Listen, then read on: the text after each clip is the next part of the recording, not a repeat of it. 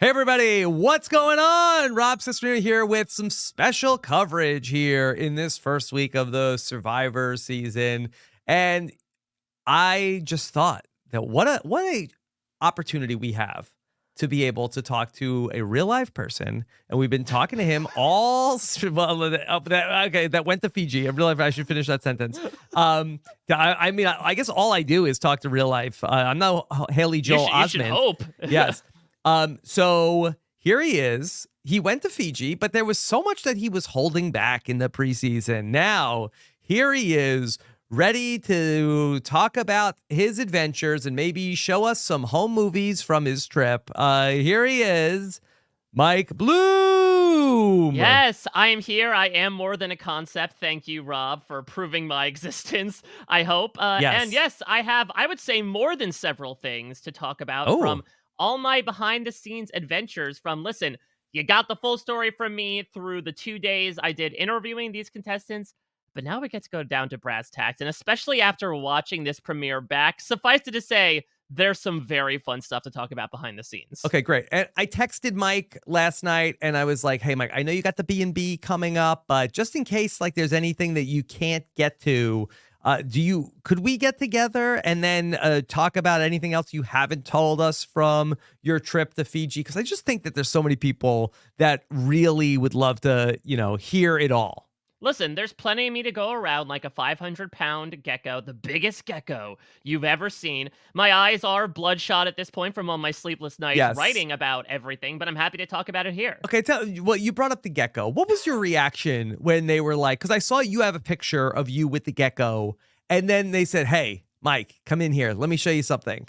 This is the first challenge. So yeah, I'll describe a little bit. Maybe, once we get past this, we can sort of go like chronologically through the episode. Because again, I was there through the first 3 days. So through the marooning, through the boot of Jelinski, I was able to attend it all in Fiji, specifically attending the marooning. I went to some tribe camps on day 2, went to the challenge and tribal council on day 3. So on day 2, we had some time. We were hanging around this main island, which is where production's housed. That's where all the production offices are. That's where the challenge sites are. Usually that's where tribal council is. And for people who don't know, there is sort of like challenge site on the island where there is, they call it the challenge graveyard sometimes, but it's the most like bioluminescent, colorful thing you would ever see, because all it is are pieces of scenery and props from challenges past. I was greeted when I walked in by one of the giant boulders from the Mergatory Challenge, as an example. Yes. And so I walk in the tent, I suppose, to quote the show that brought David Jelinski into the world of Survivor in the first place. And like, I had been told a little bit about it. At the dock when you arrive on this island, there are these whiteboards that depict diagrams of challenges, because usually what will happen is John Kierhofer and his team will sit the crew down and sort of like walk them through how the challenges ran so that they can prep for it. And so I had heard some scuttlebutt about something in this first challenge. I mean, nothing could have prepared me for walking in there and watching the 90s come alive again in a brand new way, Rob, in the form of, Jeff was right, the biggest gecko I've ever seen in my life. Yeah. The gecko has a 100% approval rating. Everybody loves the gecko. I was showing my kids pictures. I mean, Dominic watched the episode, but Anthony, that he's usually passed out by 8:30 at night, so he did not make it to the immunity challenge. But I was showing him, hey, did you know that they had a 500-pound gecko on Survivor? And he was like, wait, what? Why? I mean, it's like, look at it. Look.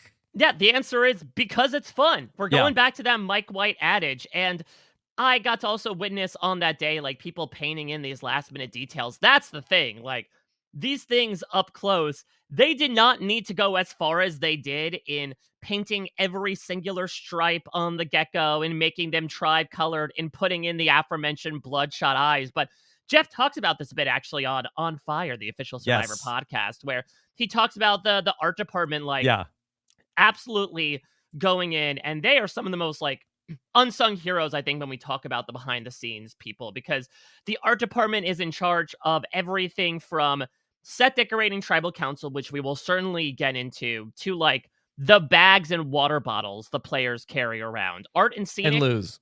and Lose. They are all responsible for that. And so Yeah. this was just a spectacle in and of itself. And you could tell that from the players as well. When they walked in and they looked at that, truly that was maybe the biggest sign to them of what the hell did we just get ourselves into? Yeah. Okay. All right, Mike. So I guess take us through your adventure in Fiji. Where do you want to start?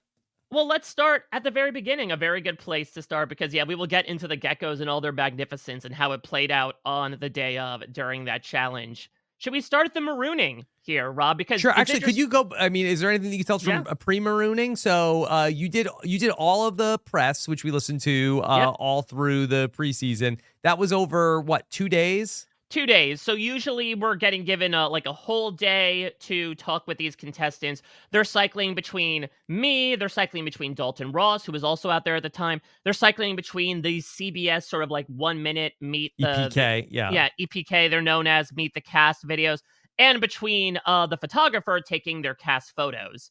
And then usually there's another day where they'll usually do the group shot. Then if there's any sort of like cleanup leftover interviews that weren't done the day before, Yeah. they'll be done then. So that was done in the 2 days prior to the season starting. I feel like that Dalton Ross always talks about running the challenges with the press team. Did you get the chance to run the challenge before the survivors did? Yes, but fortunately, it was not this challenge. Actually, the challenge that I ran, which maybe I'll still have some behind the scenes tea left over because we ran the challenge that's in the next Okay. episode. So we will talk about our adventures there. I'm sure I will say it was quite an eventful time that Dalton and I specifically had in the challenge. He and I were put on a team together. We were on, I think, the He takes it orange tribe. seriously.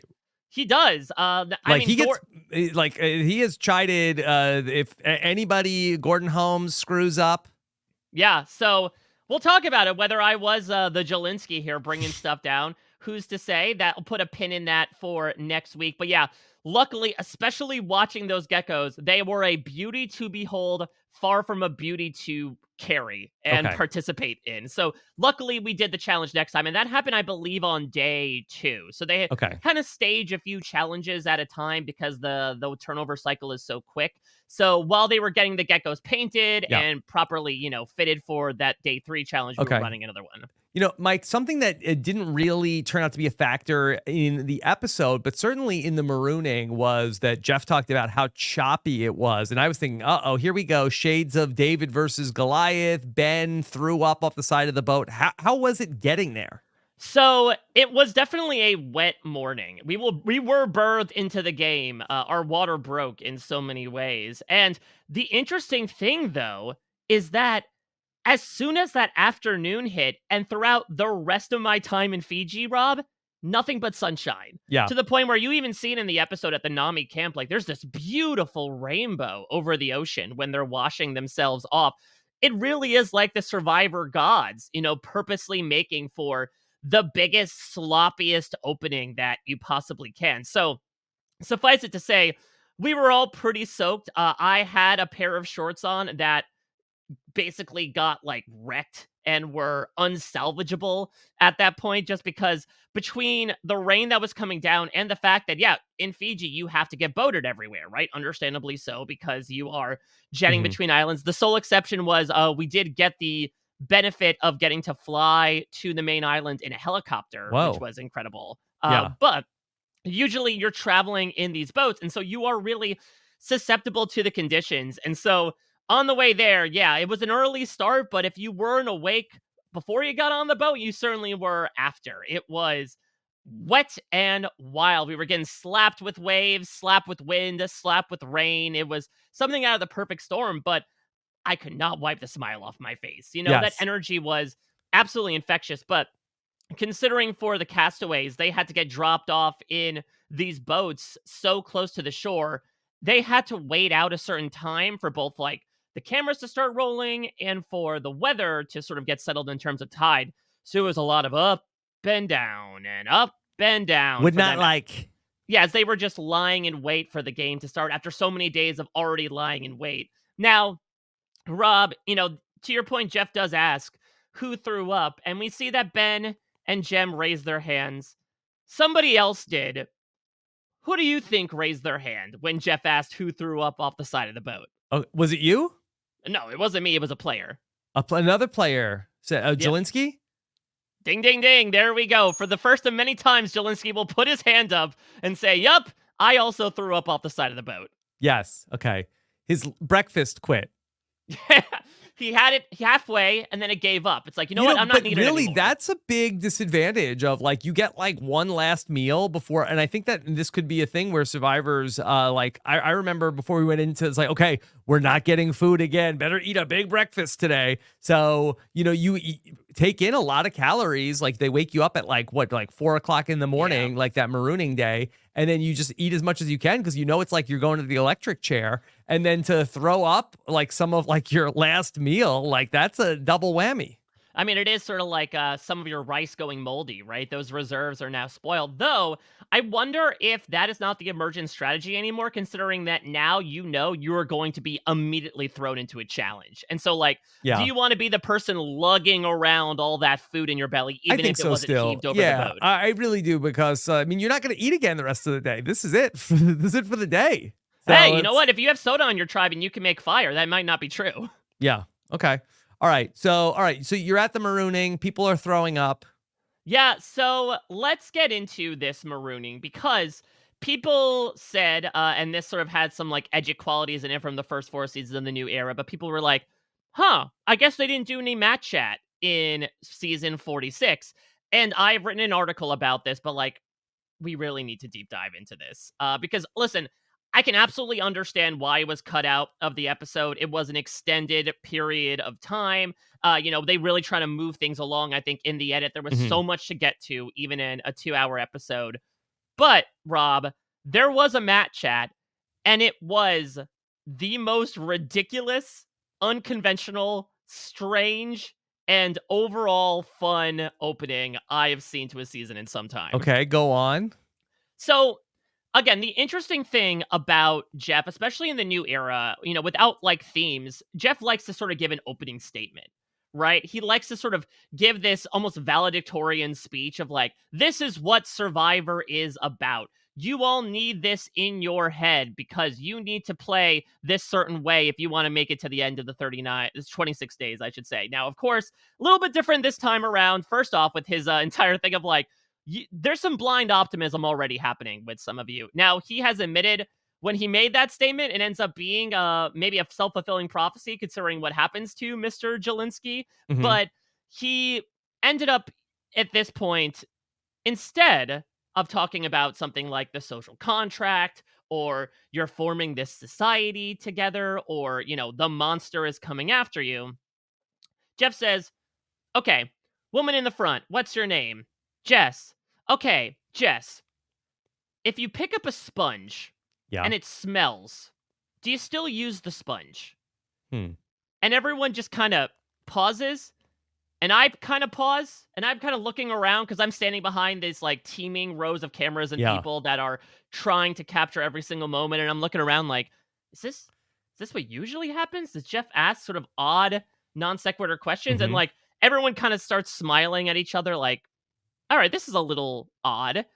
And so Jess, understandably, even before she would become flustered. I mean, there's going to be a lot of questions they ask her that confuse her that are normal questions. I was going to say not an incredibly predictable start for her, perhaps a bit of a harbinger. So she's just like, sure, I guess. And so Jeff's like, all right, woman over there, what's your name? Tiffany. Okay, Tiffany, same question. And she's like, okay, everyone's still trying to get used to the water, but the person to really make a splash in said water is Venus, who delivers, the quip of, I don't do the dishes. I let the dishwasher take care of that. Oh. And that was then kind of like a collective exhale for all of us to be like, okay, we can have fun here. For the contestants to be like, let's not take this that entirely seriously. And so what followed for the next, I would say 10 minutes or so, is Jeff not talking about Survivor, not talking about personal details of these people, not talking about the adventure, the journey, the concept that they all signed up to play. It was a bunch of, I would say, like half a dozen non sequitur questions that were just bounced around to all these people. Hypothetical scenarios. Yes, exactly. If you'd like, Rob, I can run through exactly what was said here. Sure. And maybe, listen, more of a 32 fans idea if you want to put these on the survey. Put them on the wheel. Yeah, but I think these are some interesting questions. So I guess first I will ask you, Rob, if you pick up a sponge and it smells, do you use it? I think it depends what it smells like. Like, I think most sponges don't smell that great. Yeah, I mean, the implication is probably bad. So the question is like horrible, like, oh my God, this is rank?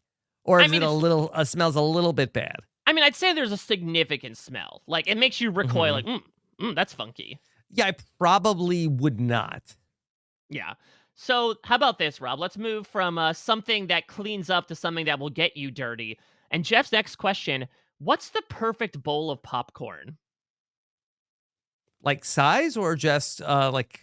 Describe any toppings. I mean, again, I'll go into how the Castaways did it. They went in very different directions about all this. Yeah, I think that the perfect bowl of popcorn is just big enough to share with another person. Not too much butter, because I think a little bit goes a long way. Okay, all right. I'm glad more of a T-bird question. Yeah, you went with more of like a quantitative and a qualitative answer, and we got both here. So first, Jem, she got that sweet tooth. She's like, I want it in caramel sauce. Wow. And then we get a first of our little bit of some consternation happening, because Mariah speaks up and is like, no, I don't like that whatsoever. And then she's like, I don't want sweet, give me burnt. They need to be a little burnt on the edges. And then Jeff goes to Tevin. And Tevin decides to, for whatever reason, talk about popcorn as if he's making love to it. Where he's like, it needs to be yellow and buttery and dripping all the way down my body. And look, he's putting on a show. He should. He's incredible, as we saw for the first episode. But it was like, all right, I think Bryce might have already found his pick for Freak of the Season. Freakiest freak. Could be. Okay. All right, so next question, Rob. Is there a funny knock-knock joke? Yeah, I think so. I don't have it. Yeah. I would agree. I think listen, only Siths speak in absolutes, right? I think it's impossible to be like, there are no funny knock-knock jokes. I mean, when it's asked to the contestants of Survivor 46, though, admittedly putting them on the spot, it's a little bit tough. Tevin was focused so much on his butter-laden fantasy that he was then prodded about the knock-knock joke and just, like, did not have one. Mike, I'm regretting this instantly, because this should have been a B&B game. You should have come up with other fake questions, and then Liana has to guess. Was this a real question Jeff asked on the mat or not? Well, listen, if it gets used again, maybe this will become a future game. And listen, who knows? If she's not even listening to this, I might be able to utilize it anyway. Yeah, definitely on Izzy. Definitely on Izzy. That is for sure. So, and by the way, we're having Izzy on the B&B on this coming Monday. It's going to be very fun. So, Tevin stumbles. Liz says, I got you, bro. Don't worry. I'll pick you up when you fall down. Okay, Liz. Knock, knock. Who's there? She draws a complete blank. The email field is completely empty at this moment. Yep. And then everyone just starts laughing in response. She goes, yep, you see, everybody's laughing. So good recovery. Good recovery for him. Not complete joke, anaphylactic shock. She does come back eventually where it's knock, knock. Who's there? The winner of Survivor. And everyone's like, okay, nice. Golf claps. Admire that. Yeah. Okay. All right. Next up, we have, first off, Jeff will go to Jelinski. And Jelinski will go by his last name. And Jeff, of course, will ask about that. And Jelinski will... Jeff outright says, you're putting yourself in the category of legend. And Jelinski's like, oh, I like what you said about legend. I'm going to say that in every single confessional I do. Says, I'm not a David Wright. I'm not a David Voce. Jeff instead will present a scenario. Kind of had the David Voce experience. Yes, exactly. I would say I suppose first voted out of his tribe. Did sweat. Did sweat. Voce did vote. Regretted it. Right? Yeah. I believe, he did have it. He didn't lose his vote. Yeah. So Xander lost his vote. Xander lost his vote. So Jeff presents a scenario to Jelinski. You can be 10% smarter, but appear 20% dumber to others. Okay. Do you take the deal? What do you think, Rob? Is that what happened to him? I guess not.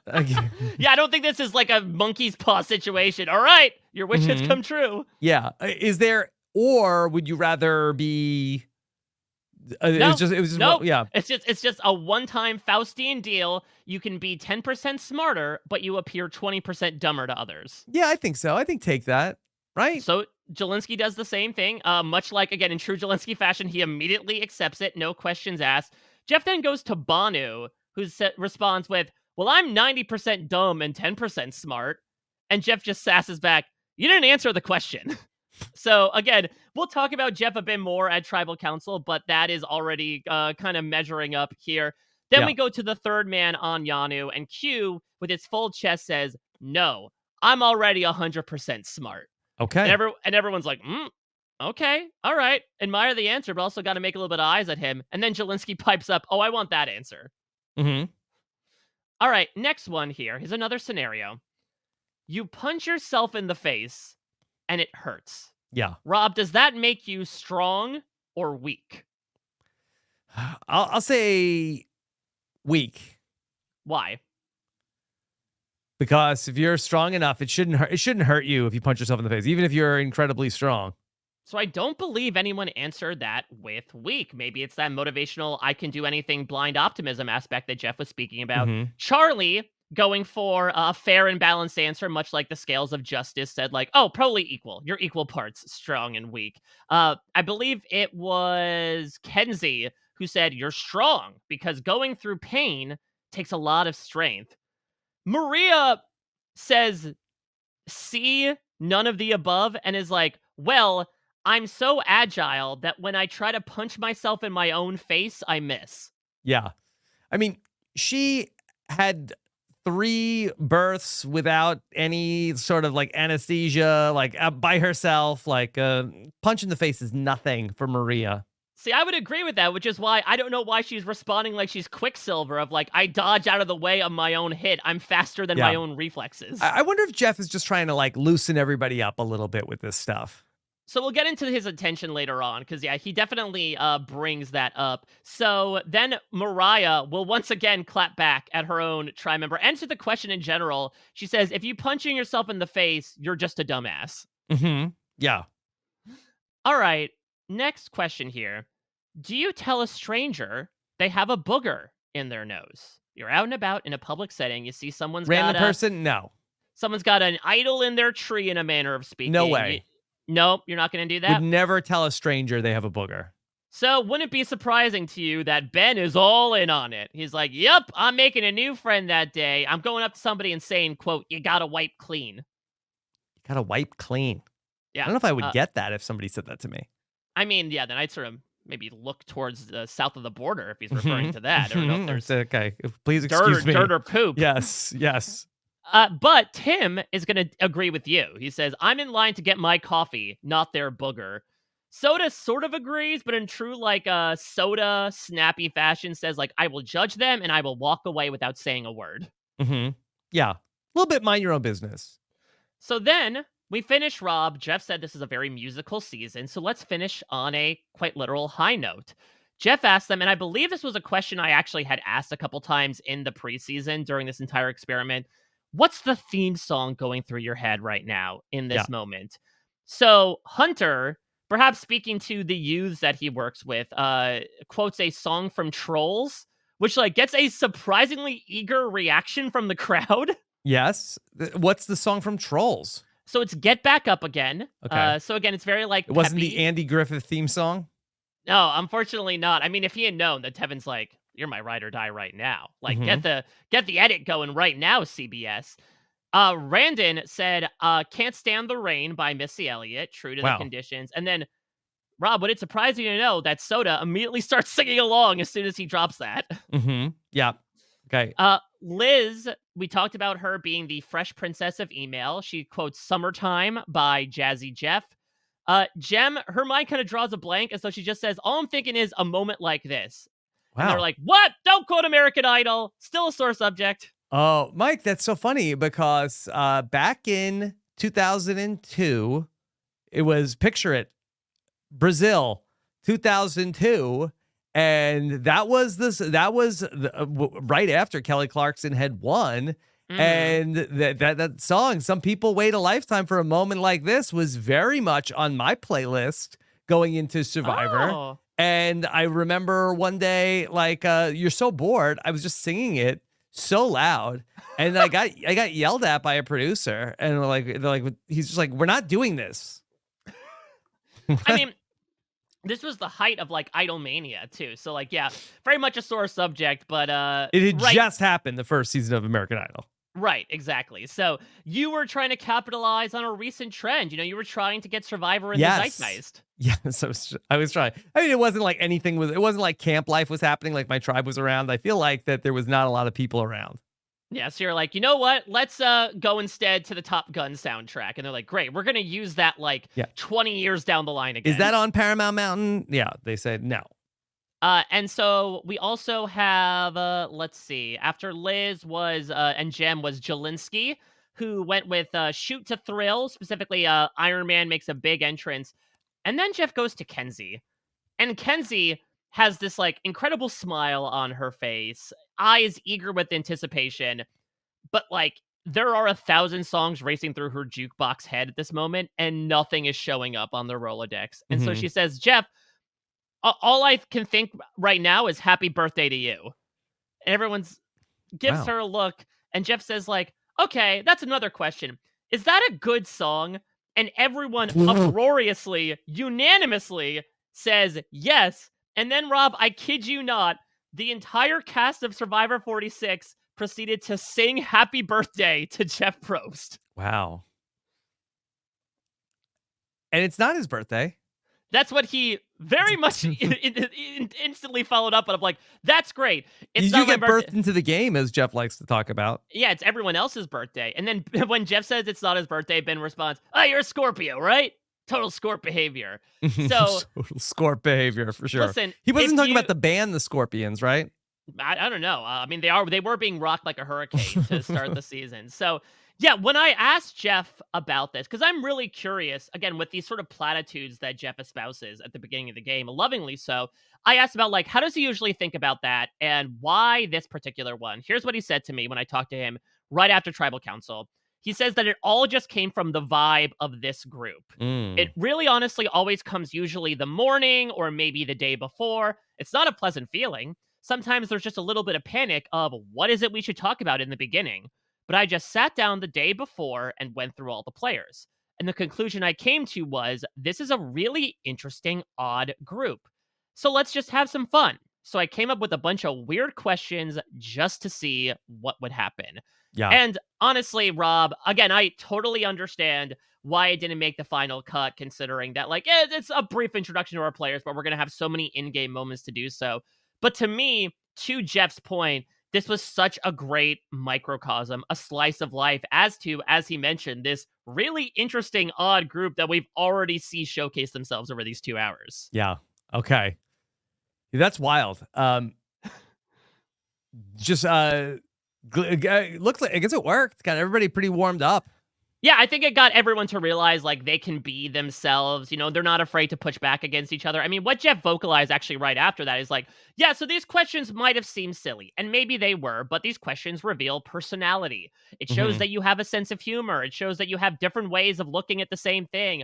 I believe he used the phrase, interest in the crevices. That, like, okay, so what you think about something might be completely different than what somebody else thinks of something. So I think, to Jeff's point, there was some stuff in there as well of, like, remember, Survivor is about people who have disparate opinions getting thrown together and trying to work together. So yeah, to make a very long story short, there was a Matt chat and it was gloriously odd. Well, honestly, like, if Jeff is going to be more serious at Tribal Council, maybe he, like, can do some of his material on the mat instead. Yeah, so that's the thing is that, again, I am so happy that I got to not only experience this, again, my eternal gratitude to CBS for allowing me out there, but also getting to watch the episode back, because I walked away feeling like this is a very funny first cycle. Even when you have Jeff perhaps being a bit harsher to someone like Jelinski in Tribal Council, there were so many laugh out loud moments in the moment during all these things that I got to attend. And I'm so happy that reflected in the episode proper. And this was just, again, another showcase of that.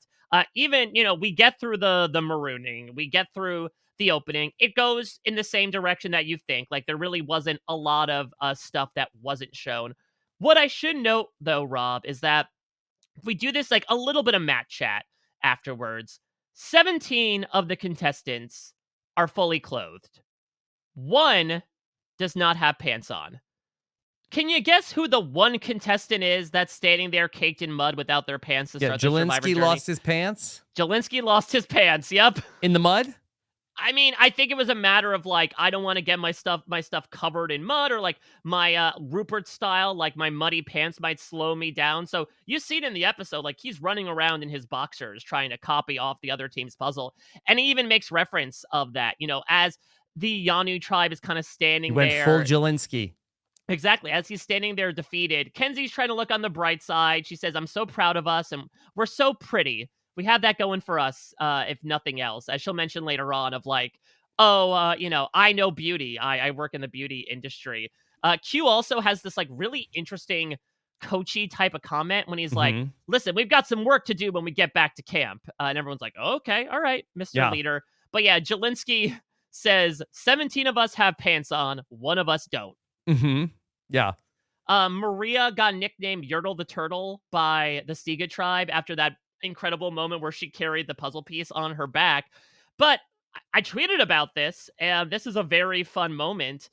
We end the match chat with Tiffany kind of like taking some digs at Nami, basically being like, yeah, you won the battle, but what good is a flint for, considering that it's raining right now? You can't make fire with wet wood. Soda chimes in and responds, it's okay. I was a garbage man back in the day, so I'm not afraid to take you out. Oh my God. Right? Was Soda working in sanitation ever? That was just a line.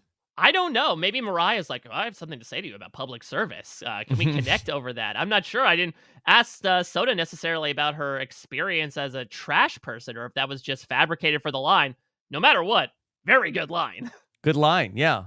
That's the thing I think we've all discovered about Soda in this premiere episode is like she has got a kick to her. I mean, she like is definitely Jolt Cola. I mean, she definitely still has that energy to her. Yeah, as we sort of segue into the camp visits, like Nami was far and away the most energetic tribe out of the three, due in part to her. But like, she's got some words to her, and especially her clap back at Tiffany, I absolutely loved. I thought, okay, this is a very fun, dramatic start to the season. Yeah. Okay. All right. Anything else from the marooning, Mike? No, nothing else from the marooning. Okay. It was a very, very fun time. I loved getting to talk about the match chat. I also broke it down on parade.com as well if you want a more written version, but really fun way to open up a really fun cast. How late in the day is the marooning over? So the marooning took, I would say, maybe about like an hour and a half. Okay. Because I mean, it depends on like, are you talking action to cut? Or are you talking like when things start versus when things, because when things start, obviously they have to prep everything. And we got there a bit later. We weren't just standing around while they were setting up all the challenges, even though the first challenge was already set up. If you see when Jeff does his 26 days, 18 people, it is sunny outside when they do the big helicopter shot. So like clearly he did that ahead of time. But I would say between the castaways touching down, spewing a little bit from Jelinski to the Soda's trash talking comment and Jelinski talking about having no pants, it probably was about like an hour and change. Because they did the mat chat. Jeff did his little commentary about like the blind optimism. Then they get into introducing the challenge. For those that don't know, when Jeff says, I'll give you a minute to strategize, they actually cut there. Jeff will formally walk through the challenge. They're not just given an explanation one time and have to follow the rules. Jeff and Riley Monday, who is an assistant director, will also chip in and be able to walk the contestants through and answer any questions that they may have. Then they run the challenge. Then the post-challenge match chat. Then they go off. We didn't spend too much time there, all that being said. Okay. So where do you go from the marooning? So that's our involvement with the cast for the rest of the day. They go off, they do Sweat and Savvy. And this is the other thing as well. Like all the stuff I'm It's a long day after the challenge too. Exactly. And they purposely want to do that. I think they want to make sure the first day is one of the hardest because it's just such a shock to your system. That's one of the reasons why I think Jeff talks on Fire about like, why always mud? It's this idea of like, we really want to create this atmosphere to them of like, you gotta dig and basically undergo a baptism through dirt to make sure that you are a hardened Survivor player from the get-go.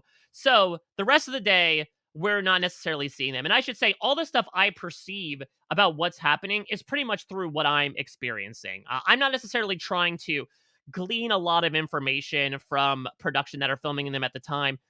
Because they have a lot more important jobs to do than just tell some rando reporter what's happening at the time. And also, I like to experience it myself, which is so interesting when we get to Tribal Council and we find out all this stuff that happened to Jelinski that I was not privy to whatsoever.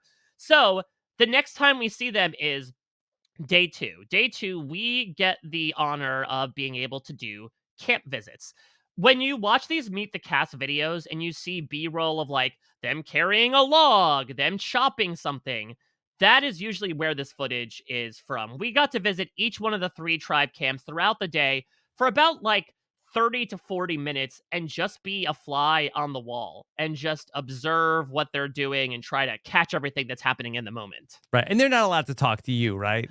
No, they are definitely not. We're basically alongside production as well, right? Then they're still sort of in that mode. You can attest to this of like, I'm trying to ignore the cameras. It's a little weird. They obviously have bigger fish to fry as well. What I found so interesting from my own perspective is that obviously I had been out onto set twice. I came out for season 39, which we talk about another unconventional opener, because this was my first marooning. I don't know if people remember from Island of the Idols. There was no marooning. There was no opening. They just got dropped off at their camps. But this was one of the first times for me that I got to watch the episodes and actually see scenes that I was there for. That was a surreal experience. Okay, so what scene were you there for? So, first off, I'll sort of like run through the order that we went to. So, first camp we went to was Nami. I'm speaking out of my butt here. People can correct me if I'm wrong. I believe usually what happens in the new era, especially, is that there are 3 camps that they use. 2 camps are located on opposite sides of a single island. And so we went to the first 2 camps on that island in the beginning of the day. We went to the last one later in the day.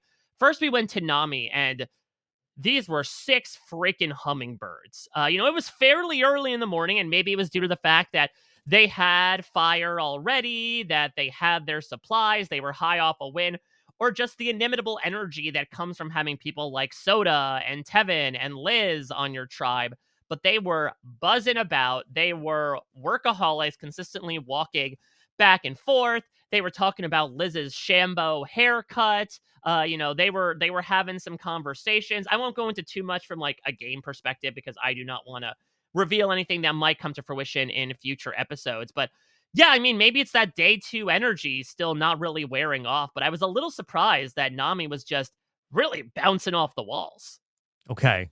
So Nami's doing good. Were they singing? When you said they were hummingbirds, they were just like busy birds? Well, listen, I mean, again, it's Soda, if Kenzie couldn't come up with a song, Soda certainly can. There were a couple times when they were singing. I mean, we'll get into it. Nami actually had a tribe song, and Soda was kind of like reminding people of their parts in the song. It seemed like we were going for a lot of pressure, I think. Yeah, like a counterpoint, One Day More situation, 6-part harmony, maybe. So there was a little bit of that, but by and large, they were focusing on just getting camp life done because they were thriving and surviving. Okay, so Nami was looking good. Nami was looking good. Yeah. So let's go to the surviving tribe. Let's go to Siga because this is really interesting. Siga, there was a secret scene this week, a Siga secret scene, where they attempt to make fire. It's called Analog Fire, where they try in vain. They don't have flint, but they have nothing but time on their hands, so they're going to try their hardest to make fire. I was there for this entire scene. Yes. It was interesting. I mean, now look, it wasn't like there was anything huge that wasn't shown. I guess the one thing that they didn't really show, and I will not judge them because I have no scientific leg to stand on in terms of physics. I'm not a Yao man. But like they had Mariah's glasses and Tim's glasses kind of like stacked on top of each other, thinking like, well, double glasses will surely make the magnification that much stronger to be able to focus it, any sort of beam of light onto it to create some smoke. I don't think that's how it works. Yeah, I don't know how it works either. I don't know if there's a drop of water that you put in there. I don't know. Maybe they watched a TikTok.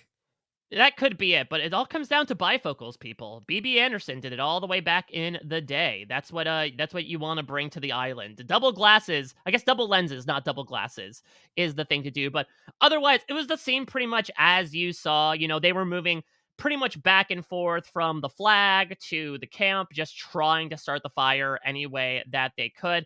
Eventually, they all got so worn out, and this was after like 30 to 45 minutes of work that we got a Tim swims lesson. Tim took them all out into the middle of the ocean and helped them all do some swimming, get them in shape. Did anybody seem like that they were especially in need of a swimming lesson? I don't think so necessarily. It wasn't like there were any particular students that Tim was focusing on. It was more so a mood for them to just hang out in the water and just get a change of location, cool down, obviously, from being around some very hot materials under a very hot sun. But it was very fun to see everyone kind of, and it makes sense now knowing what we know about Siga for everyone to kind of center around, a location for them to do something together. Now, Mike, was this before they went on the journey, or this is while the journey was going on? I believe this was actually before the journey because all of them were there. So Okay. in the morning, that's when, before the boat showed up. Between my visit to Siga and my visit to Yanu was when the journey happened. Okay. All right. And then the aforementioned Yanu. Yeah, so anytime you saw Yanu trying to bash coconuts against rocks, pull apart coconuts, including that like rather interesting shot of Banu pulling on Kenzie's hair to try to give her leverage to pull apart the coconut. We were actually there for that. Again, like they had nothing as they described. And so they were just trying to forage for as many coconuts as they can. They did have their like in-house expert in Banu who was able to talk through what was good and what wasn't. Something that was very interesting was what we got to witness. Again, I did not know a lot of information about what was happening before Tribal Council. What I did glimpse is that at one point, we were hanging out at the shelter. Yes. Tiffany goes to lie down. She turns around sort of surreptitiously as if she's resting. And if you move around like 90 degrees, she was reading her Beware Advantage. And you saw that? I saw that, yeah, yes. Which was interesting. So, again, like, these idols, we don't know essentially when they're supposed to be found, when they're usually found. Jeff talked to me about this and said that, like, they usually try to make methods that have these idols be found by, like, day 9 or 10 at the latest, just to, like, inject them into the game in that early part, but again, it's a fairly early find of a Beware Advantage. And so I was very much thrown for a loop personally. But otherwise, it was all about those coconuts on Yanu, including when Jelinski, who was gone for like a good portion of this, and I don't know if I don't think it was when he was on the journey. I think he was doing maybe some talks about the journey, came ambling back into camp. And I will get to some unfortunate unseen maladies that he kind of underwent that we were not privy to watching the episode. He just kind of saunters into camp. He's like, got bad news, everybody. I think I'm allergic to coconut. Yeah, how did he find this out? From eating it? Yeah, from eating it. And he said that like his throat hurt and it starts to get a little bit itchy. And so, unfortunately, basically the only food staple that Yanu could rely on with no fire was sort of off the menu for Mr. Jelinski. Yeah. Okay. That's a bummer. You would think that you would have some coconut. What'd you say? At some point, you got to think that you would know you were allergic to coconut. I mean, but usually, by and large, when we eat coconuts here in these United States, it's mostly artificial, right? Oh, really? There's artificial coconut? Mike, you just blew my mind. It's like crab meat? I mean, listen, I'm not a nutritionist, so this is yet again me speaking out of my butt, but I don't know necessarily if you're eating, like, a lot of coconut-flavored things that they're using authentic coconut in it, no? I never thought about it. It feels like too exotic of a crop. Yeah. It's too expensive to shepherd in all these coconuts. Okay. All right. Wow. That's a story for another time. We're going to get a lot of comments and feedback about this. I'm telling you. I mean, hopefully about like, oh, what a great behind the scenes look. About like, people, you idiots. All of the feedback is going to be about artificial coconut versus real coconut. I mean, that's a theme. Survivor 57, artificial coconut versus real coconut. All right. We don't talk about anybody's artificial coconuts, Mike. Okay. Exactly. They're all real to us. They're real and they're spectacular. All right. Anything else from your visit to Yanu? No, I mean, it Was was real. and Jelinski was there. Could you tell he was on the outs from the Not match chat? really. Maybe. Yeah. Yeah, I mean, like, again, I think what's interesting is I was not aware of a lot of stuff that happened on the journey during the Sweat or Savvy task. That all came to light more so when Tribal Council hit. I mean, we'll get into it with the challenge. Several means seven was a weird ass thing to say, objectively speaking. But again, I just watched 10 minutes of this cast saying weird ass things. So I didn't pick it Hmm. out as like, well, clearly this man is a pariah, Yeah. a pepariah, if you will. Okay. All right. So next time you see them again, you're at the challenge. Yes. So fast forward to day 3. Those incredible, spectacular geckos are now finished. They're tied down on top of the platforms.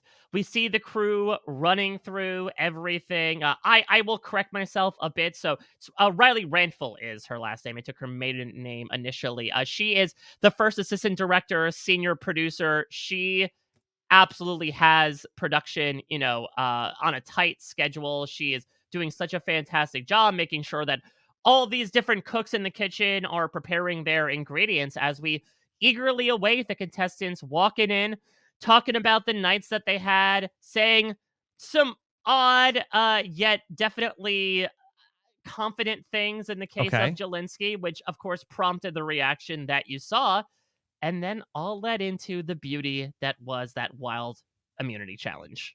Yeah. Okay. Mike, as it's playing out in the real time, what were your observations? About the match chat or the challenge? Um, well, I guess start with the match chat. Yeah, I mean, the match at Nami was very positive. Because Jeff does a little bit of a check-in of like, as we saw in the episode, like, how's the first couple days been for you? And so Nami had nothing but praises to sing, as they love to Hmm. sing in general, talking about like how they found life out there. They've already found their family. Siga, you kind of saw what we got on the episode. You either rock or get rocked, and we got rocked. And then, of course, Yanu. It was all about seven means several, and everyone's reactions was, yeah, quite well depicted as it was in the moment. It was a big WTF moment for, I would say, everybody in the Hmm. vicinity. Yeah. And how long did that go on for? Longer than in the episode? I mean, I would say there was maybe like 2 to 3 more minutes added on. Again, we didn't see a check-in with Mhm. Nami that did happen in the moment. Jeff does go on each of the tribes, but again, it's really interesting to see it play out in the edit because you could tell they really like cut to the things that they feel are the most important, namely Siga talking about how they bungled the Savvy challenge and Yanu talking about how they bungled or self-bungled the Sweat challenge. Mhm. Okay. All right. So you're watching the immunity challenge play out in real life. Did we get the impressiveness of the geckos on television? Was it even wilder of a spectacle in person? I mean, first off, the image of these 6 people just already malnourished, exhausted, sweating their butts off, having to carry a 500-pound tchotchke through an obstacle course is objectively ridiculous. I'm so happy they had this at the first challenge because, like, again, we like things to get mixed up. We want things that are a bit different. Suffice it to say, this is quite different. Not since the days of like Chewy Gal, Gulliver, the giant snake we saw a couple times before the new era. This feels like definitely a bit of a throwback. And they were so well made, and my heart goes out to these people because it looked excruciating and exhausting Yeah. to pull that thing through. Were you worried when the gecko falls from one of the structures? Like I felt like that. Was it Kenzie? I felt like it was almost gotten wiped out. Well, I think Tevin got like dog piled on by the gecko. The gecko from the top rope basically took him down when it goes over that wall, which was like pretty much the reason that Yanu lost, as much as Jelinski will try to blame himself and Jess for some reason. Yanu was hung up on that wall for a very, very long time. And even though Siga was still working on the puzzle, by the time Yanu got up that final wall, like, it was pretty much over. I mean, Nami, the lead that you saw them blaze was very accurate. Like, they did a remarkable job, especially in retrospect, considering how the other two tribes struggled, of just getting that thing up and over through the tunnel. Soda and Venus had such an easy time with the puzzle that they're making puns with Jeff. And so it was like an absolute runaway victory for them. And I posted this on my Twitter, but I got to capture from my angle their celebration, which was very fun. They're jumping around in a circle going, Nami, Nami, Nami, Nami, which is a little bit of like a take on Baby Shark. Hunter's even joining in as Yeah. much as he hates camp songs. Okay. Yeah, so Nami looks like they're rolling. Yes, I mean, listen, momentum. I thought they were going to be good. the disaster tribe, Mike. I was so wrong on this. Listen, because I didn't know the tribe divisions until that marooning when they said, come on, I'll admit I was a bit worried as well, much like everyone else was. But then when I saw what they were able to do in those first two challenges, I'm like, there is, despite all this personality in the tribes, a surprising amount of unity to them. And so we'll see if that carries over into the next episode. But very good first episode for a tribe that, again, I think a lot of people had a rooting interest in. It really feels like if we're going to have a Tika this season, I feel like it's going to come out of Nami.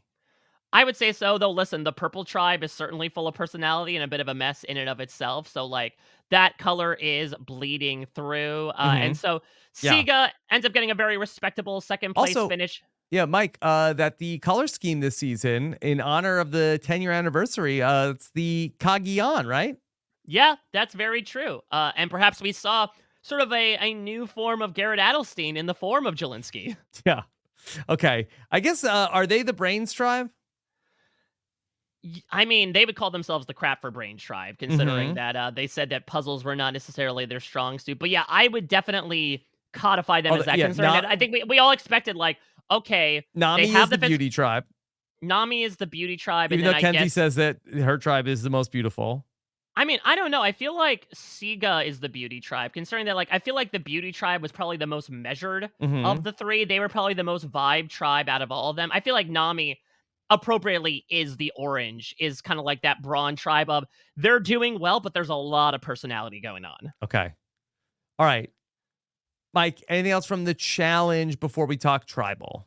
So just they run through everyone on Yanu when Yanu is left by themselves after the other two tribes leave. So we get that one clip from Banu where he was very emotional in the moment, but otherwise everyone was just having, respective things of like, we got to go back to camp and have a talk. Now's where the game gets real, etc. So he did do a check-in with each of the tribes and went one by one through Yanu. Okay. All right. So tribal council. Do you have in your head, like, okay, who you think it's going to be? Because that's got to be so fun to see a tribe. I was going to say, like, I would love to see a tribal council play out in real time. I guess I have done that. Rob, you have like 14 tribal councils you saw play out in real time. So I do have that. But, like, it would be very fun, like, as a spectator. It is so much fun. And so what's interesting is in Island of the Idols, the first tribal council, the discussion was all about Elaine, pretty much. And they really called out this idea of, like, they're already targeting her because they think she'll win. She is her cup is full.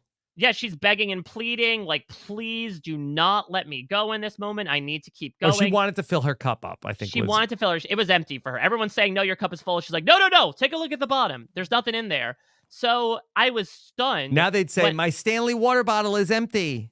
And then everyone just stampedes her to get it back. Yeah. And Jess is like, I lost my canteen. People were stampeding to get those Stanley water bottles with the speed that Tiffany was going to get that beware advantage in the shallows. So what was interesting though in that moment was, again, I thought, okay, maybe it's Elaine, maybe Vince, because Vince was maybe perceived as a bit on the outs. So color me surprised when the first person steps into the voting booth and writes down Ronnie Barda's name. And this guy is completely blindsided because there was no talk about him at Tribal Council. This was the exact opposite situation where the talk was pretty much like 85% Jelinski, 15% Jess. Jelinski's still blindsided at the end of it. Now, from watching this back a couple times, like, I feel like that, okay, Jelinski came into Tribal Council not knowing, but by the time that Jeff asks Banu about Jelinski, and Banu responds with, like, it is time to vote. Which was hysterical in the moment. Like, it seems like it's everybody had to know it's Jelinski at that point, right? You'd believe that, but evidently not. Yeah. Because Jelinski, remember what he talked about in, like, the camp life beforehand. He was really under this impression of, like, I've got my 4. we really need to build up that I am in danger so Jess doesn't play her shot in the dark. So from his perspective, tribal council is theater, right? So Mm-hmm. they were putting on the performance of their lives. There was even another Banu clip even after that where Banu like has a little bit of a breakdown where, Delinsky will talk about the various afflictions that he underwent that they didn't talk about on the edit. And Banu's like, you know what? I appreciate that Jelinsky gives his best. I love this kid, but I can't handle it anymore. And Jelinsky's in the back like, oh, those words don't sound too good. When you have like the bleeding heart of the tribe, who admittedly Yeah. would probably be the one to struggle the most with lying, just coming out clean and being like, Yeah. I cannot do this anymore. Yeah, that's a bit of a problem. Okay. Anything else from the tribal that I Oh feel like yeah. that yeah, Dalton, I read up his he had like 5,000 words on all of this, that he seemed very impressed with, that Jeff was really the Hostmaster General was really feeling it at this tribal council. I would say that I didn't really like notice in the show where I wasn't like taken aback by, boy, this is a different Jeff at tribal council. I felt like it was kind of like a normal tribal council. What was your impression from being there? Well, I think it was this matter of Jelinsky claiming things and then Jeff honestly just questioning the logic. Between like the seven and several, we saw this in the edit where Jelinsky says, oh, Q and I are not one to give up. And Jeff says that is an impossible statement. He Yeah, goes back to Jelinsky. Let's go back to the last name thing. You told me 6 or 7 versions of the same 6 or story. several. Yeah, 6 or several. Exactly. There is one point where Jeff says, like, Jelinsky, every time I go to you, it feels like there's another story or there's another excuse for what's going on with you. And I think talking about it with Jeff afterwards, like, it's not necessarily, I think, him being like, yeah, screw you, Jelinsky, you're my punching bag. I think it was more so like, from his perspective, probably calling a guy on his shit. Someone Yeah. who's like coming in and trying to make these claims like, oh, I don't give up. And it's like, we just have a concrete example of you Mhm. doing the exact opposite. Please explain that to me. Yeah, I guess the difference probably would have been maybe in Survivor 41 and 42, maybe Jeff responds that like, that's what I love about this game, where it's like, I have my truth and you have your alternative truth, and they both exist. No, and or even like maybe something in 43 and 44 where it'd be like, Tiffany, do you agree with what Jelinsky's saying? Like it's less of that, okay, let me speak up here because I do see a discrepancy that's happening. Mm-hmm. Yeah. Okay. Well, look, I think it's very good, especially, Dalton and you, and I feel like that encourage Jeff more in this direction. Yeah, and I think again, it doesn't feel like he's going in like this really overly critical Yeah. place. Again, like Jelinsky, I love him. He is an incredible character. I cannot wait to break down everything that happened to him over the course of the B&B. But like at the same time, he was saying some fairly ridiculous things at Tribal Council. And so I do feel like it was in Probe's place to be like, to quote Emily Flippin, can I push I back mean, on that a little bit? this is the patron feed. I mean, can we be, Please. Jelinsky is like kind of a ridiculous person, right? You can eliminate kind of like Like we could I say that, right? I mean, we are so lucky to have him. I say Yeah. this sincerely. Like this is the kind of people you Great want on the casting. show. Great casting. Great job. I completely He agree. understood the assignment.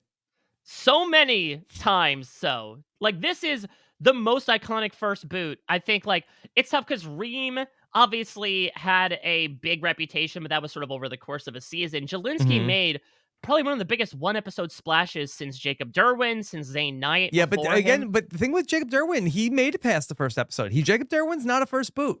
True, but he was voted out in his first tribal council because remember he was on Ghost Oh, it's Island. the end of the first night, the end of the Right. the end of the first episode. So it was still an epic Interesting. It was similarly a 2-hour episode that 2-hour showed the episode. downfall of a superfan. Yeah, yeah, no, that was pretty good. So I do want to talk about the set Yeah, because you got a glimpse of this, but like, holy cow, yeah. was this set I noticed, stunning. and I don't really notice the tribal council often, but it seemed like a little bit of like a throwback. Again, they have no themes, but sometimes it's like, okay, this is a random collection of things. It seems like that the theme for the season is sort of Asian gecko. Sure. I'll go with that. Yeah. Mm-hmm. I mean, It's the listen, year of the gecko. Is that what this is? they were trying to manifest it, I suppose, even though it did film in 2023. Yeah, I wasn't entirely sure, and comparing it to the logo, which is also much like the cast, kind of like unconventional and beautiful in its own right. The geckos are the ones that carry over, but yeah, definitely some Asian inspired architecture. To me, a definitive throwback to Survivor China when they were Yes. in the pagodas. So listen, the art team does like an incredible job of creating very distinct sets. Yeah. This was a very distinct set, and I would say one of the most lavish that we have had in quite some time. Okay. Mike, did you get eyes on the immunity idols? And could you tell me what they are supposed to be? So I believe there's supposed to be something in the vein of kind of like, the sort of like porcelain, almost like not terracotta, but sort of like quite literal idols, again, inspired by this Asian iconography. Mm-hmm. Yeah. And we got a Okay. big brother and a little brother. Yeah. Two of them. Yeah. It looked like it was giving like a little like Planet of the Apes. That's the twist at the end of this, that the Survivor Island was I actually mean, Earth the I whole didn't time. stop down and look at it, but it seemed like it was kind of like looked like a primate with like a crown on it. It was like a bored ape. I mean, you know who didn't get a look at the idol either? Venus. Yeah. Or I didn't even notice that in the moment of like Soda just absolutely snatching that from in front of her. She didn't. Did she not deserve it? So back to the tribal council set again. Like it was so incredibly decorated. I mean, Hunter would love the squareness of this. Like everything was just so ornate. Oh, I What's thought you also, were saying like what you said about Bruce that made him mad. yeah, no, but I mean, Hunter would also admire. Listen, he's a house builder. He probably admires the architecture there Mhm. as well. But what I found so interesting was the lighting of tribal Yeah. council because in the new era, especially compared to the last time I was there, they've really upgraded these cameras. Yes, Like with Jeff's talked about this on Fire. yeah, the bashing of technology. And so it comes down to the fire, if you will, that as a result, the actual tribal council set is darker than you might imagine, than like Mhm. probably even the set that you experienced, Rob, back in the two times that you played, because the cameras can take in happy 20 years, by the way, so much light, Mhm. they don't need to put as much on the set. And so it pretty much is like torchlight and Mhm. firelight Yeah. that is able to light the entire tribal council. And it's pretty wild to experience in the moment, but once your eyes adjust, it really brings this like very appropriate mood to tribal council, which is that it's supposed to be a somber. You are crushing someone's dreams in the game. Yeah. Pretty So, cool. Yeah. some stuff from tribal council that got cut out, and Dalton posted about this a bit as well. But there was talk about the sweat task to begin with. Apparently, Tiffany also volunteered to do the sweat task initially, but they decided not to do it. They decided to be Jelinski and Q eventually. But like, think about the sliding doors where it was Q and Tiffany doing the water over Jelinski. Jelinski might have stayed if that was the case. Yeah. Maybe. Did you buy Jelinski seemed to say in his exit press that Q was the one that had the idea first to quit the challenge. Did he say that with you? He did say that with me. Yeah, I think it was one of his recurring items that he mentioned. Do you in think all that of his unlike the bucket that holds water? yeah, we'll see if there's holes in that story. I mean, what's interesting is that the aggrieved party in Q has already gone into social media to claim that is a falsity. Oh, I didn't even So, see that. again, people we're expecting, I think, a little bit of fire from this cast in multiple ways from Yeah. those trash talking comments. So my best guess is that it was one of these things where Q, in his motivational aspects, like looks at Jelinski sitting down the umpteenth trip of water and is like, "You thinking about quitting? You can't quit." And maybe Jelinski took that as an out to be like, "Did he just say quit? Oh, great. I've been thinking about this all day long, but finally this guy says it. Let's turn in the towel. I'll yeet this hourglass into the ocean. We can go about our merry way." Mm-hmm. That's my take Okay. on it. I'll be intrigued to hear, Q's he said But side of the did story. any of that come up at the tribal council? Did it like was there any sort of defense from Jelinski in terms of like, whoa, I didn't want to quit. Q was the one that wanted to quit. Well, I mean, listen, that sort of got walked back when Jelinski said, "Q and I are not one to give up." And Jeff interrupted him and said, "That's an impossible statement." Yeah. He does own up to quitting the task. He does not point the finger at Q and say, Yeah. no, he was the one to do it. I do think that's interesting that maybe this information got introduced since tribal council. I guess I don't know if like maybe he's like, okay, Q's in my alliance. I don't want to throw him under the bus. Yeah, I mean, again, I know they were really veering into this kind of performative area from Jelinski's perspective of like, all right, it's okay if you guys dogpile on me, because suffice it to say, from the beginning of Tribal Council, Q was airing all of his grievances about Jelinski. Yeah. Okay. He was talking about how Jelinski, and we saw this in the episode, right? That Jelinski says Jelinski doesn't talk in the third person, that I don't have a vote. And Q interrupts him to say he gave his vote away. And then that led to just everyone talking about the journey. This is where I sort of had the journey described to me because, again, I didn't really know exactly what it was. But let's talk about, unfortunately, some of the other things that underfell Jelinski, where in spite of all of this, he talked about this in my interview. I'm sure Rob certainly with yours that like he was not wearing shoes while doing the sweat Mhm. challenge, and suffice it to say, there's a fair amount of coral in the Pacific Ocean near Fiji, and so a couple of hours, even if it wasn't four or several of walking back and forth, cut your feet up pretty damn bad. So even though they sort of were able to save their energy a bit from quitting the sweat task halfway through, Jelinski could still barely walk barefoot. On top of that, as we mentioned before, found out he was allergic to coconut. So, starved of this main staple that he could Yeah. imbibe in, he's pretty much left with only drinking water. But would you believe it? Jelinski lost his water bottle too. Hmm. Yeah, so he completely lost it. Like, it's not that he couldn't find it, it's gone. It was entirely gone. And he said, it seems to be a theme for Jelinski for everything to go the Yeah. wrong way. Now, does production give a contestant a new water bottle if they lose it? It's a good question. I'm not entirely I sure gotta because think they have to. I mean, because you can see, right? Like the water bottles are personalized. They have their initials on them, much like Mhm. the torches. But I mean, I guess I don't know how much time it takes to create a water bottle versus Yeah. creating another prop. Interesting. I think that they should do, and again, this is me as like I am very big in my parenting style of okay, but you're gonna learn. Okay, so Jelinski, you get a new water bottle, but it's very tiny. You get like a Oh, I juice like that. box. You get a tiny, thimble. you get a little tiny water No, bottle. Take you know what you yourself to the well 100 times a day. no, you know what it is? You get a water bottle, but it has holes in it. Has holes in it. Right. Good luck. Yeah, constantly with the kids. But where's your water bottle? It's at school. Don't worry, we have 400 more in the cabinet. Yeah, exactly. Well, how are they going to learn that way? Mm-hmm. Yep. Jelinski also reveals that he went looking for idols. He mentioned this in our exit press as well, that this guy was looking from day one, from night one. He hit the jungle, and Kenzie and Banu caught him, but then also in the process, he got either pinched by a crab or bit by a spider in a tree. Wow. So yeah, to say this guy crammed a lot into 3 days of Survivor is an understatement. He ate, not I coconut. mean, no, not coconut. That's exactly the problem. But there's some interesting, like, humanizing moments from Jelinski at the end of Tribal Council, where when the talk comes to the journey, he says like, "I am not a deceptive person," and this goes back to like something that Rob we talked about in my interview with him, right? Yeah, Mike, I'm so glad you brought that up because I went back. I listened to the whole interview you did with Jelinski again. I love that. I did that with the Survivor 45 postseason of Mhm. that before I talked to people for the deep dives. I went back and I listened to their pregame interviews.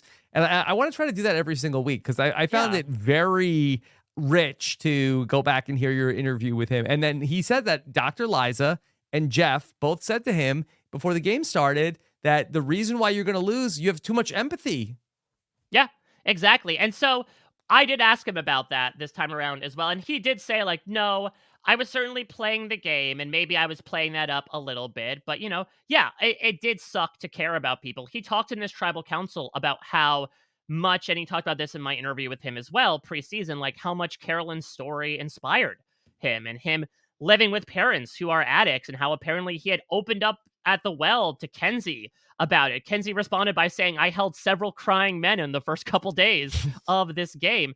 And so it ended up being this moment, and we kind of Yeah. saw it on the episode where everyone is trying to tell him, like, listen, we don't think you're a bad person because you weren't able to lie. You folded in this card game. Like, we just felt you made the wrong decision. And Jelinski, Q calls him like an honest guy, but you got to hold your cards better or you're in trouble. And that was kind of the tone that everyone took on as Rob. I got to see everyone go into the voting booth. Yeah. Okay. Any wildness happen in the voting booth, Mike? Yeah, so there were a couple things that were revealed that I found was really interesting.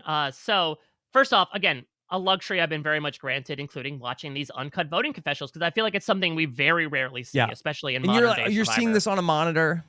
Yep. So we are sitting in like sort of a video village. They sort of have everyone who's not like, frontline crew kind of sitting in a tent watching the tribal council unfold on a screen. And so we are seeing kind of like what the directors are seeing, like the constant Mhm. cuts in the camera. We're watching it all play out. So we watch people go up into the booth. And there were a couple of interesting things like Kenzie, for example, said, "You can't stop talking. It's too early to be blabbermouthing everything." Tiffany said, "I hope you could still come to Jersey, but I can't be on a tribe with someone who I can't trust with my secrets." Which was interesting because, again, in the episode, we didn't really get a sense that, like, Jelinski was being targeted because he was untrustworthy, Mhm. more so that he would commit to things but then not show up for the Facebook event. Yeah. Okay. So I guess I don't know if we'll ever know until we talk to Tiffany about her Well, secrets. I mean, I did ask a little bit about it. Jelinski feels like what she may have been referring to is that he was really tight with Tiffany and Q. He talks about this in his final words. Apparently, he had gone to Tiffany and was like, "Listen, I really like our four, but like, we got to eyeball getting rid of Kenzie soon. She's Mhm. too social. She's dangerous." And then I guess like Tiffany had told Kenzie as well. And so that's maybe a source behind like the blabbermouthing stuff from Kenzie's perspective. I'm not sure to your point about like the Tiffany secrets because Jelinski has vocalized that he did not know about the Beware advantage. So like, I don't know what secrets he was spreading. Mhm. Okay. Dalton mentioned this as well. Jess had a really fun quote where she holds up the Jelinski vote, says, "At the time he was supposed to be a team player, he wasn't. If there's a universe where the tribe keeps him over me, I'd really like to know where that is." And then she put the vote in the shot in the dark jar. Yeah. Okay. So then what can you tell us? What do they do at that point? Do they? Well, she didn't fully put it Oh, in. she She couldn't. like put much like Jelinski himself, she half committed, put it in, went, "Whoa, no," and then put Yep. it in there as Yep. well. Just showing again, Get it in Jess. the right spot. I was intrigued at how they showcased Jess because, yeah, there were several cognitive moments where she's like, "Can you come back to me? I'm really not sure what's going on right now." And I was wondering if those moments wouldn't necessarily make the edit, but I'm glad they showed it because, yeah, I think sleep deprivation is a real struggle that exists, especially out on Survivor. That's not really depicted. Hell, Hannah said one of the reasons why she quit 45 was because she wasn't sleeping. And so, yeah, that really showed that Jess was having a difficult time, and I really hope she pulls herself out of the nosedive. Okay. All right. And then they come back, and it's bad news, Jelinski. Jelinski did propose because Jeff does outline earlier on in the tribal council, like, and because you don't have a vote, you can't play your shot in the dark. Jelinski does perhaps jokingly volunteer, "Well, if we all play our shots in the dark tonight, wouldn't that be fun?" Mm-hmm. Yeah, that would be wild.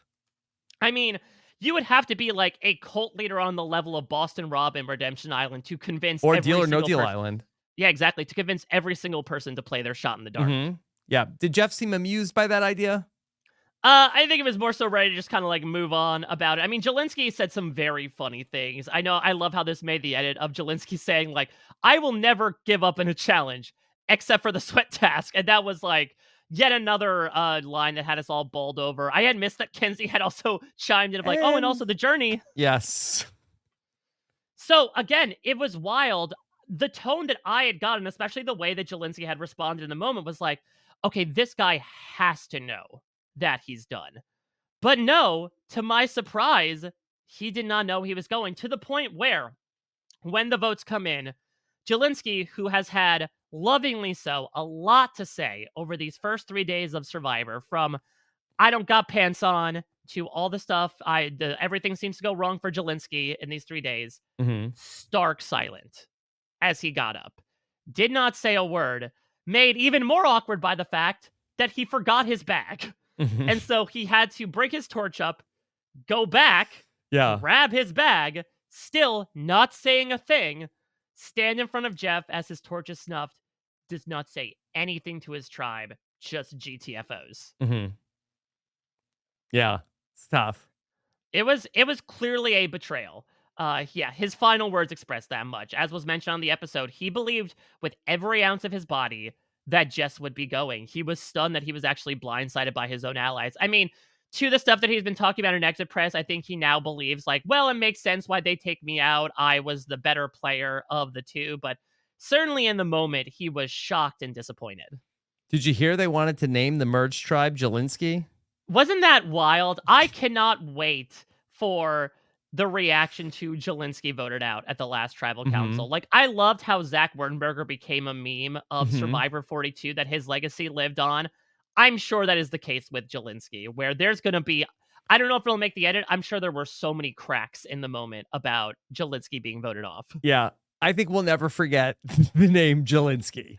That's the thing. He Yeah. got what he He intended did coming it. in. He did it. I He did want to it. go by my last name. I want to He be got us. remembered. You got what you wanted in the end. And Yeah. that's something I think he's walking away from as well. Like, he is a legendary first boot, in my opinion. That Mhm. is rare to come by with hundreds of Survivor contestants. All right. Mike, anything else from your trip to Fiji and back? Oh my God. I mean, I think that's it. I cannot express enough gratitude to be able to go to this. Again, I know I had the chance to do it once before, but it felt so special to me. I mean, so much kudos to CBS for giving me this opportunity to go out there to experience all these things. Again, to this cast for not only opening themselves up preseason, but during the game as well, making those 3 days Mhm. as fun as they were, to production. Obviously, I had put out a piece during 45 that I ended up getting all these interviews during 46 about all of this fantastic crew that spans the globe, spans all these departments, and are all contributing to this product you see in front of our televisions, even though they might not necessarily have their work like completely showcased in front of us. Like, every single person matters in that Survivor family, is what I glean every single time I get to talk with that crew, Jeff included. I am so lucky I get to do what I do. I Yeah. cannot say that enough. And I'm so happy with what I got to experience. You know, I have 500 pounds of memories and feelings towards what I got to go through during that week in Fiji that I will truly never forget. I will hopefully, knock on wood, get the opportunity to do it again at some point. But it was such an incredible way to return to Fiji for the first time in nearly 5 years and undergo everything to do with what I thought was an incredibly fun Survivor 46 premiere. Yeah. Did you notice anything in particular in you went in the old era and then you came Yes. back in the new era just from what you had seen in your two visits. Did you notice anything about the production that seemed different from when you last went 5 years ago? No, I mean, the thing about production is things are run like such a well oiled machine. And it's incredible because Survivor is designed to be different every time, down to the contestants as the biggest variables. And again, I think that goes through as a production crew. They am having like the highest retention rate I have ever seen on production. And this entire journey and ladder that exists, sorry, Brandon Donlin, of, if you don't know, the concept of the Dream Teamers, who are these people who are brought in on their young to mid 20s as basically Survivor interns. You Mhm. know, they contribute on a bunch of different stuff. They run the challenges. They sit in for the players at Tribal Council to test out lighting. They're the ones that are painting the geckos. Like, they are experiencing a little bit of everything so that if they are granted the opportunity to continue on, they can do so. And Riley Ranfeld, the aforementioned first assistant director and senior producer, is a prime example of that. She started on Survivor as a Dream Teamer, 18 years old, and Wow. ascended to the ranks to where she is today. And so it really does feel like everyone knows each other, or at least the work that they do, and are able to work together so seamlessly to, despite like bringing new things in. Hey, why don't we make 300, 500-pound geckos for an opening challenge? Like, they can rise to the occasion and exceed those expectations. I mean, the big thing to me was how packed the first few days were, right? Because again, 39 was a little different. There was no marooning, there was only a challenge and tribal council on day 3. Here, we had the marooning, they had Savvy versus Sweat, they had the camp visits, they had the journey, and then they had the challenge and Mhm. tribal council. So it felt like there was more stuff to plan around, you know, considering that they have these events that they bring in the first episode. And so it was a bit more of that, like, all hands on deck, first rush, where it's not just, okay, the contestants themselves are like kind of, pushing through, having this very high spirit energy about them as they get used to the game. The crew is kind of the same way, getting used to these players while also simultaneously having to chart a course through these markers that we have kind of denoted throughout the new era. Yeah, Mike, it sounds like an amazing adventure, and we all get to live vicariously through your times in Fiji, and we hope you get to go back again soon. Absolutely. Again, thank you so much to everybody who was able to facilitate my trip out there, including you, Rob, including Josh. I will again shout out Dalton Ross, who is just Mhm. like, I still pinch The myself. This is OG. the OG. Yeah, I mean, this is a guy whose coverage I have Let me say followed how for long years. Dalton Ross has been going out there that I talked to Dalton Ross Yeah, exactly. And so he is an absolute staple of not only Survivor media, but like in Panama. He Survivor in wasn't in the general. Amazon. And so it was nice to have him as sort of like somebody to help rely on a bit of like, okay, is this normal? How should we be handling these things, etc. Again, this was not my first time around the block, but it was the first time in a long time, and even just getting to hang out with him was incredible. The crew with CBS I got to be with, and of course production, were all fantastic. So it just gives me so much reverence for the show, getting to find out how everything is made behind the scenes and all the care and love that gets put into it. So I hope I got to reflect even a fraction of that, because I truly do feel like everybody should get to hear about and experience how much goes on behind the scenes to make what you see every Wednesday night. Okay. All right. Well, Mike, thank you for coming on and sharing your stories with us. We all appreciate it. So thank you. Anything else? Check out the B&B. Check out the B&B with Izzy. We mentioned it a few times, but our respective interviews with Jelinski, we hinted at some tidbits, but like, a Jelinski interview is still going to be incredibly interesting. So feel free to check that out. Otherwise, I'm going to be getting into amazing race preparation mode, because we've got one more 2-hour episode of Survivor, Rob, which I actually thought worked well. Mm-hmm. There was a lot sort of stretched out around it, but we got to know literally everybody in the cast, which is like my goal in a premiere at the end of the day. But Amazing Race will be coming back in a couple weeks, doing some coverage there. So happy to be back covering this, and especially getting to see now my time on the island translate to the screen. I know about as much as everyone else does. Okay. Now, all I know is how to not do the episode 2 challenge. Right now, I'm in the same boat as you all. We're all Jesses and Jelinskis in the same boat together. All right. Hurling over the side of it. Thank you so much for sharing your stories. Everybody else, check out what we've got coming up we've got the patron feedback show. You're locked in already if you're listening to this. The patron feedback show is going to be on Fridays. And then on Mondays, we got a new offering. We're calling it, Mike, Club Condo. Oh, we finally materializes. We get Club to find out what Club Condo is. Okay, that's when we'll get into the nonsense every week. So we're really trying to, we've sort of sorted out. Let's take all of the strategy, put it in the feedback show on Friday, take all the nonsense. Got to find out what Q is saying about Jelinski. Oh yeah, that's the Q Jelinski tea is going to be spilled through a whole covered cup, and I'm excited to hear all about it, because yeah, this is also like a very socially active cast as well, and also this cast is a little bit nonsensical in and of themselves, if that isn't clear from the premiere. So there's going to be a lot of fun to get into, I'm assuming, over the course of the season. All right, thank you so much for joining us, everybody. Take care. Have a good one. Bye.